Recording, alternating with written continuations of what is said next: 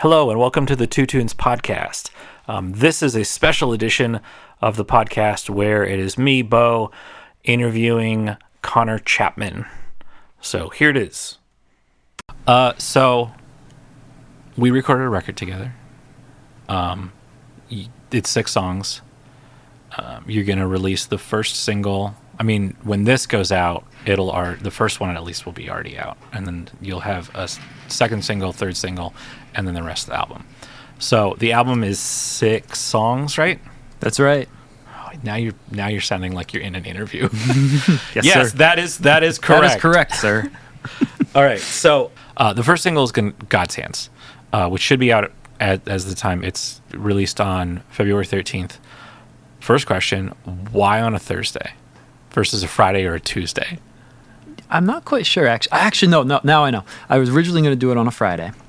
But then I thought, well, Friday's Valentine's Day. Yeah. For some reason, it wasn't striking me as a Valentine's Day song. So Yeah. I thought, well, Thursday is kind of Friday Eve, still end of the week. Yeah. I've also never done this type of thing before. So I kind of threw a dart at the map and came up with Thursday. It makes sense. You wanted to get it out at a certain time, and you wanted it on a Friday. Or are you familiar that Tuesdays used to be the day? So I also have the other 2 that I'm going to be releasing. Yeah. I'm planning to do on Tuesday. I think I read somewhere. Maybe you told me that Okay. it was supposed to be Tuesday. Well, yeah. Records used to come out on Tuesdays way back in the day, and then at some point they changed to Fridays in the streaming era. And sometimes they're just like whenever, like yours. So God's Hands is coming. It's track 3 on. Is this an EP? Yeah, consider this an extended. EP? I guess extended play is 4 to 6 songs. Yeah, and this is 7. Did they tell you what it is when you put it out or when you put it up on DistroKid? I think I labeled it as an EP. Where did I read that? It was like it's 4 to 6 is an EP, or 4 to 7 or whatever. Something I forget like what the cutoff is for EP versus album. So you think this is an EP? I think so. Yeah. Okay, so we'll call it an EP. We'll call it the EP. Yeah. All right, so God's Hands, track 3, first single. What is it about? Well, it kind of came to me Also, when on did a you whim. write it? Yeah, this is the most recent one that I had written Okay. at this time. I wrote it. The riff came to me driving home from school a couple years ago. Wasn't really in a position to pull over and just start playing, but the da da da da da da da came to my head, so I had that. And I was like, all right, what do I want to write about? And at that point in time, I had recently started a new job here, had jumped back into a grad school program, taken a leap of faith moving down here, just had a baby, that sort of thing. And I'm the type of person that, at least my instinct is, I like to have everything planned, in a row, all my ducks in a row, a 5-year plan, that sort of thing, especially more so when I was younger. My dad's mantra is, we make a plan and God laughs. Yeah. That's something I've been challenging myself with, but I guess it was kind of a reflection of life can be chaotic, life can be messy. That's not always a bad thing, but I'm trying to control everything. And I guess there are religious undertones too, from like a faith standpoint, but you know what? No matter what happens, it's all going to be okay. God's got me, God's got this. And also got me thinking about intention. Living in an era where, I don't know if it's the internet or whatever the heck, but it just seems like it's so much easier to be kind of at odds with one another. And it's so easy to not give people the benefit of the doubt. The chorus was coming to me of, it ain't about what you say, it's how you say it. It's not the game you play, but how you play it. Look at the intention of somebody versus what they're actually saying. That sort of thing. Give people the benefit of the doubt. We're all human. We all make mistakes. Let's take a breather and let's put ourselves in God's hands. I guess that seems like a whole bunch of rambling, but that's where I was when it all came makes to sense. me. Yeah, in its own way. And that's coming out February 13th, so if anyone's listening to this, it's obviously out. The second single, which is coming out when? That's going to come out early March. Do you have a specific 2nd date? or 3rd. It's, I believe, the first Tuesday in March. So let me look at a calendar. Yeah, I don't have one in front of me. The second Tuesday? So there's the 4th and there's the 11th. The 4th. I'm playing the 4th. Okay. So March 4th, this will come out. If you're listening to this, it may have already been out, depending on when I release it. The second single is Sweet Sweet Girl, It's kind of the same question. Like, what is the meaning behind this? When did you write it? Like, is this an older song? Is this a newer song? I wrote this in high school. Actually, I think it was the summer between high school and college. Oddly enough, it's not about anybody. How many years ago was that then? 2014, 11 years ago, 10, 11 Okay. years ago at this point. So when I started here. When you started, yeah. By the way, yeah. for people at home, we're both teachers in a school district, the same building. Yeah, So- Central Dauphin East. Yeah, this is my 4th year here. So I graduated high school 2014. That summer before I went to college, I had a lot of free time and spent a lot of time playing guitar, and that song came to me. Mm-hmm. It was not about any specific person. Oddly enough, I wasn't dating anybody, anything like that. Oddly enough, a month later, when I went to college, is when I met the woman who became my wife. You know, we just wound up being really good friends afterwards. It was just kind of funny how that all played out, but it was more so a reflection on maybe somebody who is in love or falling for someone. Maybe it's not reciprocated, or not in like a sorrowful way, but maybe a longing for, I know she's somewhere, don't know who she is, where she is, that sort of thing. Another song that I had written that's going to be on this, not a single, but If I Only Knew Your Name, the same idea of I hear you, I see you, but I don't know who you are, I know you're out there somewhere. Mm-hmm. Do you want to skip to that one? Just that's going to end up being track 2. Is it kind of the same meaning, just a different viewpoint on that? Yeah, similar, a little bit of a different vibe, but with Sweet Sweet Girl, that one was, I think, especially more so the longing or maybe the feelings not being reciprocated. Mm-hmm. So it's one of those songs that I don't want to say it's not genuine, but the exact story itself I had not quite felt, but it was still kind of channeling the growing into adulthood. Man, I wonder if I'm ever going to meet, someone someday. Mm-hmm. Sweet, sweet girl, maybe she's out there. Who knows? Who knows what God has planned for me. But the biggest thing, a lot of the times when I write a song, the music comes to me first, the tune comes to me first, Mm-hmm. and then the lyrics. I love Willie Nelson, big fan of his. And it's funny, when I was reading some of his book, he's talking about how the lyrics come to him first. And then he makes a tune for it later a lot of the times. For me, I just had the sweet, sweet girl like in my head. Yeah. For a while, I was like, all right, I got to construct something around this. And I also know, like, a lot of my friends, a lot of people have been in the position maybe you're, they call it friend zoning or whatever. Mm-hmm. You feel feelings for this individual and they're not reciprocated. And sometimes just the weight of that and the weight that can have on somebody's shoulders, that was kind of in my head too when I was writing it. But really it was just like the earworm.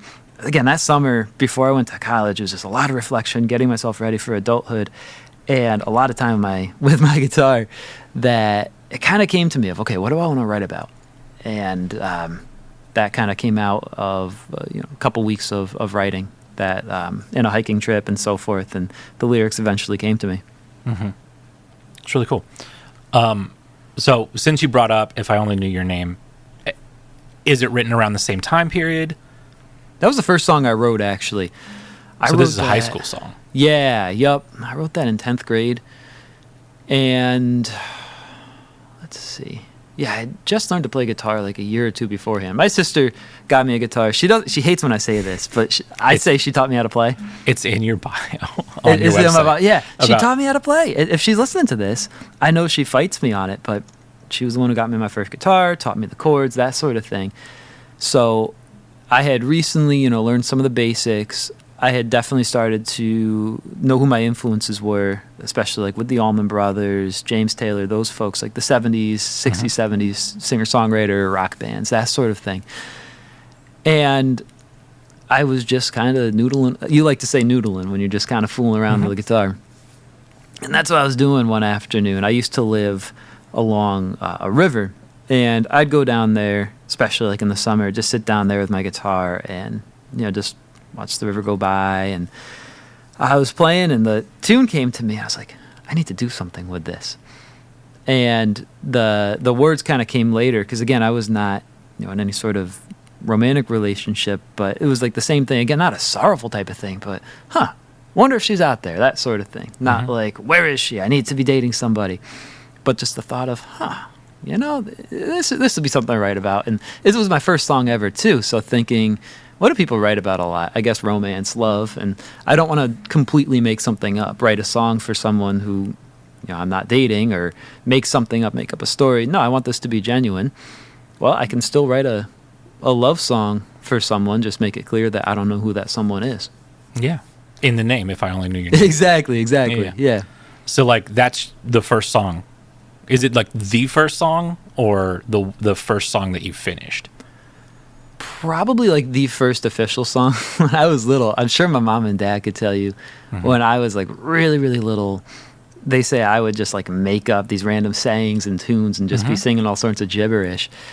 So I guess if you count that, but I would say that this is the first completed song. I would agree. My mom and dad might dissent, but I would say this is my first, like, completed actual song. Now, if I Only Knew Your Name is your first song and you wrote it in, like, 10th grade, and then Sweet Sweet Girl you wrote after high school, that's like 2 years. Is anything else on this album or EP from those 2 years? The high school era. No, I had 2 other songs I wrote in high school in between them. Those didn't get on this EP. I have 2 high school songs here, 2 college era songs, and 2 grown up real world songs. Will we in the future see any other high school era songs? You will. Okay. All right. So now we're going to go to the third single, which is the 6th track of the album, Going to Virginia. What is this? What is this song about? And when was it written? So one of my favorite songs is Southern Cross by Crosby, Stills, and Nash. I've been around the world looking for that girl who knows love can endure. And like these very poetic lyrics. And it sounds like, the lyrics just sound like a guy who's going on a boat, taking a boat trip through the Pacific. And, it's from a 60s, 70s singer-songwriter. People are thinking, what's the real meaning of this? Stephen Stills later said, it's about a guy on a boat in the Pacific. The lyrics it's literally just about boating. And the same thing with Going to Virginia. It might be one of those things, like, what does that represent? Literally just represents going to Virginia. I had taken a family trip one summer down to the Virginia Beach area, and I really enjoyed it. It was beautiful. I hadn't seen much outside of the Northeast before this point. I'd grown up in upstate New York and thought, oh, it's beautiful down here. You got the Appalachian and the Blue Ridge Mountains here, and then you're driving to the shore, and just absolute beautiful scenery. My dad's a history buff, and so vicariously I'm a history buff too. And getting to see all just like the historical sites and everything, I just really enjoyed my time there. And I went back, to college that sophomore year, I guess. If you know anything about upstate New York, it's absolutely freezing cold. It was kind of like this, but turned the thermostat down about 30 degrees. I think it was in the negatives that day. And I was sitting in my dorm room before class, and I guess I thought, man, I wish it was 80 degrees and I was back in Virginia. And I thought, maybe I could make a song out of this. And Going to Virginia was just the product of that. Very cool, very cool. Okay, so we got 2 more. And they're not going to be singles because we've basically gone through all the singles and we've gone through track 2. Do you want to do Flying High or Golden Hour? Like, which one is your least favorite out of those 2? Because I basically want you to save like a better one for last. I'll save the Golden Hour one for last. Okay, so Flying High, track 1 on this. Anybody who picks up this EP and hits play on it, this is probably going to be the first song that they listen to, unless they like look and be like, oh, well, God's Hand is more popular because it was the first single and it's been out longer. This may be the first song that they listen to. So when did you write it? Flying High, I wrote it my sophomore year of college. Okay. And then what is it about? Yeah, it's about a young man who falls in love. This was a song... Well, back up. Some songs like Sweet Sweet Girl, I wrote that really over the course of a month. I had to really sit on that, deliberate. Same thing with Going to Virginia. I had like some of the bones of it, but it really took a month to get the full thing. Then there have been other times where a song just kind of came to me. Flying High, the entire thing, riff, lyrics, I wrote in under 15 minutes. It was just like a bam, bam, bam, bam, bam type of thing. I'd come back from... Was it a dinner date, I guess, with Sarah, with my wife, and it's back in my dorm room. It's a Sunday night. I was a chronic procrastinator, so I should have been working on my physics homework. It's 10 o'clock. And I procrastinate, pick up my guitar. The riff comes to me. I'm in a good mood. And then I'm like, all right, I need to find a notebook, scribble everything down furiously, and had it. And at the time, I was also in a band called Cutting Ice, and we kind of had trying to mix like the 60s, 70s, Grateful Dead, Allman Brothers with maybe more like the pop rock of like Sister Hazel, Dave Matthews. That was kind of our vibe. And I always say this is kind of my Sister Hazel song. I always love that, All For You, that type of thing. We're just like a happy, joyful song. Nothing wrong with sad songs. With some of the best art can come from pain. But this was a point in my life where, I guess getting kind of personal here, but I was filled with this really deep joy. I guess because I knew deep down, there was that answer. I'd really figured out my vocation, that, here's this feeling of connection towards another person. I mean, lo and behold, now we've been married for 7 years, but it was this really authentic expression of just this joy. I was flying high. Naturally, that's Sarah's favorite song to this day. But yeah, that's Flying High in a nutshell. Okay. And then going to the last song, track 5, Golden Hour. Why are we doing this one last? Because it almost got me in trouble. Oh, okay. So we'll back up. You know how some songs takes me a while to write, and other songs just come into brain. So Bethany, our daughter, she was born in early May, and a couple weeks later, I'm coming home from school. Sarah's at home. She's, not sleeping like a new mother, that sort of thing. And naturally, like a good husband, I should get my butt right back home, and how can I help you? Take over, that sort of thing. Well, driving home, I had the tune and the lyrics and like everything right there, and I was like, I need to write this down or I'm going to lose it, because I'm also slightly sleep deprived, nowhere near where Sarah is, but I said, I'm going to lose it. I need to get this down.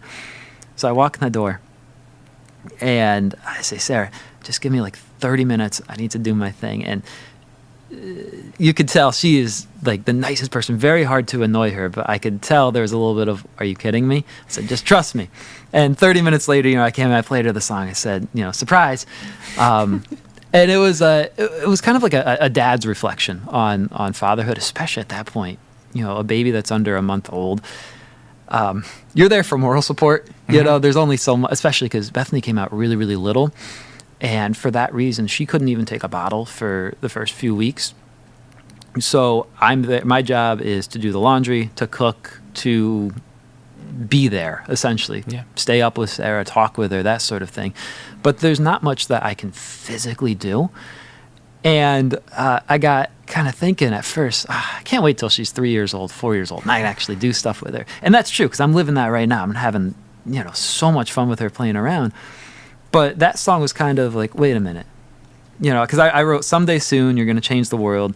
I can't wait till, we can go around, I can stay home from school and we can listen to birds. Someday you'll have your words. But then I got thinking, you know what? Right now, this is awesome. Maybe I can't interact with you in the same way that your mother, my wife, can. But I can still just enjoy this beautiful, beautiful time. And, it's just a very transformative time in anybody's life. But I guess kind of a dad's take on new life, on new fatherhood. So that's my story. And Sarah is no longer upset with me. But yeah, that's Golden Hour. Okay, this is great. So we've spanned from 2012, right? From songs up until 2024. Or 2023? I think it was 2023. Okay. Yeah, God's Hands was 23. So like 11 years of songs on this EP. What's your favorite song of the 6? I would have to say, that's why Sarah's going to want me to say Flying High. Bethany's going to want me to say Golden Hour.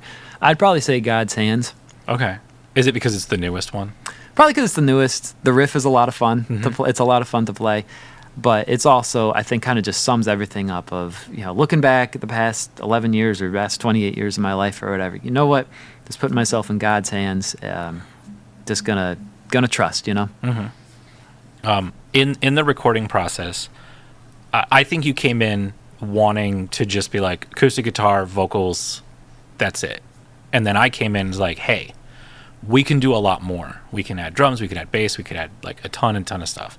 So from your initial expectation of what you wanted to what you got, what is the biggest surprises that along the way of that recording process? Biggest surprise is how much can be done with just two people. You know, the person with the guitar and singing and the person producing. I came in initially thinking just vocals and guitar, because in my mind I absolutely would have loved to have had the full band sound. I just didn't think it was possible, or that it was possible to make it sound, you know, good, professional, presentable. And yeah, I remember you saying like, okay, we can do that, but I can play bass. I can also play piano. There are ways to, you know, bring in drums. We can get electric guitar. My buddy Sam, who we played in the band together, he does more of the lead guitar stuff. He can record stuff in New York and send it to me, and we can tune it in. That's what we do with Flying High. And I don't want to say like I was like skeptical, doubting you, but I was like, all right, let's see what we can do. And then hearing just the first little bits of like, oh wow, this sounds really cool. Like I don't know anything. I'm not the techie guy. When we as a band did our thing, I would write the songs. I would kind of be the front man, the person to talk at a gig. But when it came to the sound, that was not my area of expertise, or the production or the recording.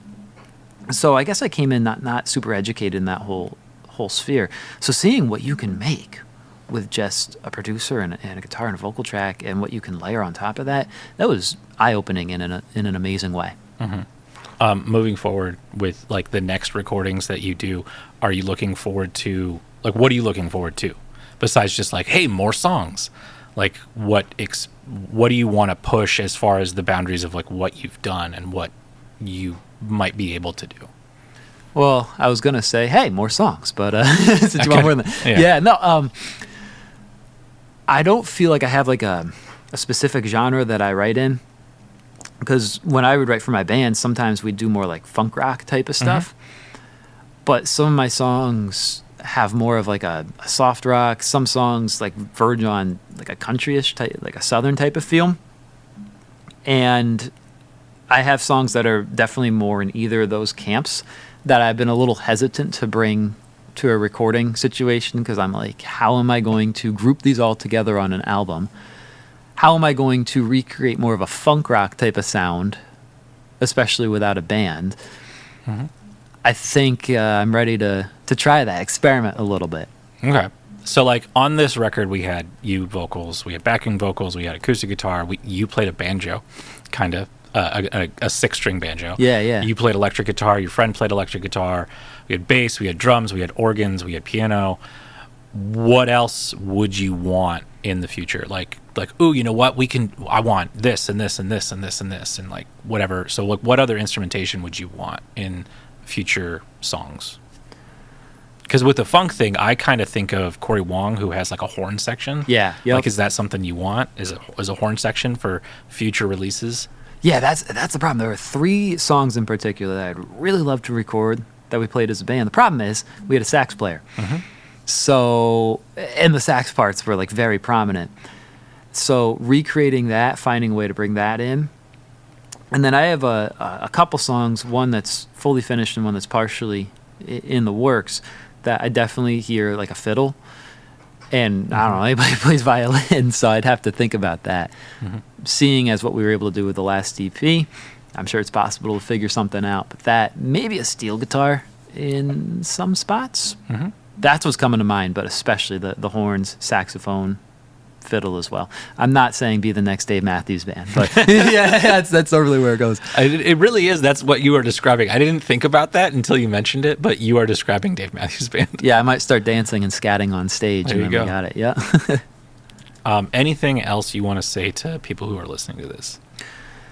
I got to say that it's been a lot of fun to be able to do this. I encourage my students, when I give them my get to know you type of spiel at the beginning of a semester, I tell them some of the stuff I do for fun. Like I sing in a barbershop quartet, I play music, that sort of thing. And I did this back when I was in college too, and I played in band back in college, and none of us were music majors. We were all science majors. I think one guy was a psych, but we all did something science or science adjacent. We were all a bunch of science nerds who liked to play music. And I tell them, find your hobby and keep your hobby. Like, even if you end up going to school to be a doctor or a plumber, an electrician or whatever, have your hobby. If it's art, if it's pottery, if it's poetry, whatever, no one can take that from you. This has been like a really, really fun experience, a good outlet. Not that work can be bad, but everybody knows work can be stressful. And having something else, a side passion to be able to engage, is really fulfilling, and anybody can do that. So I encourage anybody else, find your thing, find whatever that is, lean into that, engage it, no matter where you are in life, because it can be really fulfilling. Even for I want to put out an EP, or I want to make some art and sell it, go on Etsy, whatever. Whether or not you even make money off of it, you can really find some fulfillment and have a lot of joy through the process. All right. Thank you. Thank you.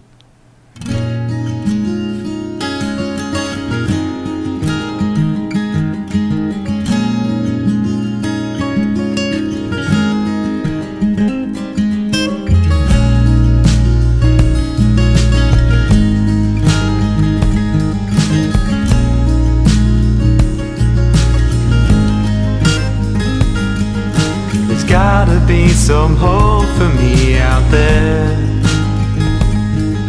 The odds are up against me, but I don't care.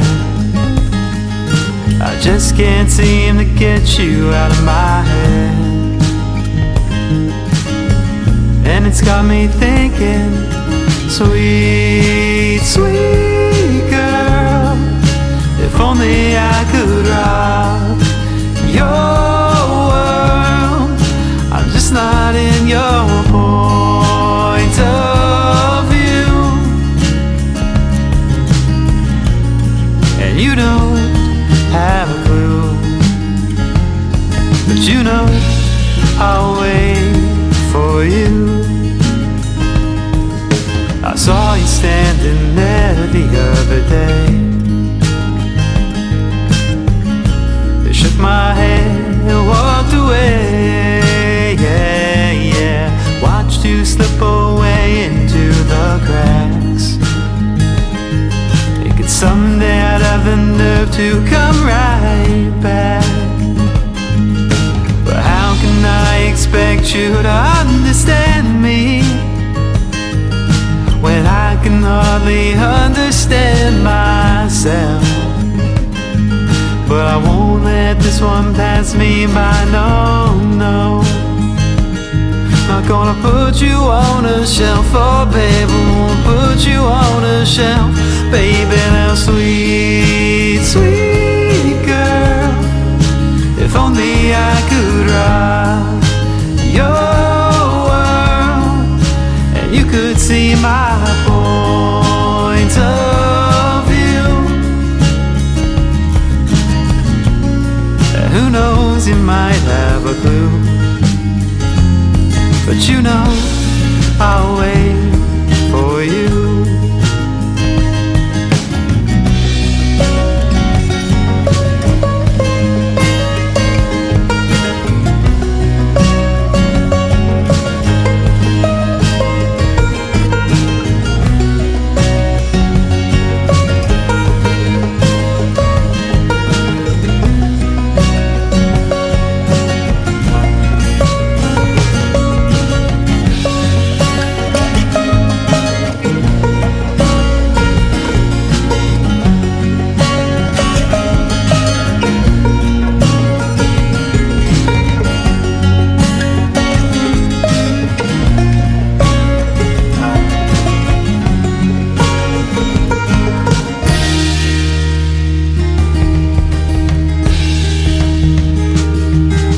Sweet, sweet girl, if only I could rock your world, and you could see my point of view. Who knows, you might have a clue, but till then I'll wait for you.